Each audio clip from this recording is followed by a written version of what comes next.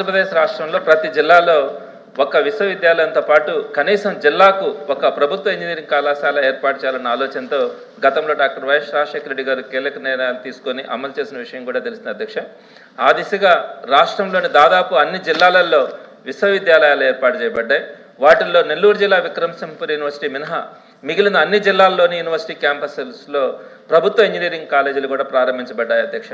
అంతేకాకుండా నెల్లూరు జిల్లా మినహా మిగిలిన అన్ని జిల్లాలలో యూనివర్సిటీ క్యాంపస్ ఇంజనీరింగ్ కళాశాలలే కాకుండా అదనంగా ఐఐటీనో లేకపోతే ప్రభుత్వ ఇంజనీరింగ్ కాలేజీలు కూడా ఏర్పాటు చేస్తున్నారు అధ్యక్ష.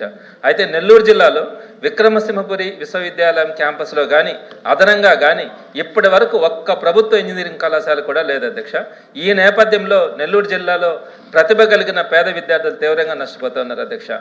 విక్రమసింహపురి విశ్వవిద్యాలయంలో ఇంజనీరింగ్ కళాశాల ప్రారంభించేందుకు గత వైఎస్ఆర్సీపీ ప్రభుత్వ కాలంలో అనుమతులు జారీ అయ్యాయి. అయితే దాన్ని సెల్ఫ్ ఫైనాన్స్డ్ గవర్నమెంట్ కాలేజీగా కాకుండా సెల్ఫ్ సపోర్టెడ్ ఇంజనీరింగ్ కాలేజీగా పేర్కొనడం వల్ల విద్యార్థులకు ఫీజు రియంబర్స్మెంట్ వర్తించలేదు అధ్యక్ష. ఈ సాంకేతిక పొరపాటు కారణంగా ఆ కళాశాల ప్రారంభం కాలే. అంతలోపల ప్రభుత్వం మారింది. ఇప్పుడు దాని గురించి పట్టించుకోవట్లేదు అధ్యక్ష. నెల్లూరు జిల్లా మొదటి నుంచి విద్యారంగంలో ప్రత్యేక గుర్తింపు పొందిన అత్యంత ప్రతిభావంతమైన జిల్లా. ప్రతి సంవత్సరం సుమారు 40,000 మంది విద్యార్థులు ఇంటర్మీడియట్ పరీక్షలు రాసి వృత్తిలో అవుతున్నారు. ఇంతటి విద్యా వాతావరణం ఉన్న జిల్లాలో కనీసం ఒక్క ప్రభుత్వ ఇంజనీరింగ్ కళాశాల కూడా లేకపోవడం అత్యంత బాధాకరం అధ్యక్ష. విక్రమసింహపురి విశ్వవిద్యాలయంలో ఇంజనీరింగ్ కళాశాలకు అవసరమైన అన్ని భవనాలు, మౌలిక వసతులు, బోధన సిబ్బంది అందుబాటులో ఉన్నారు.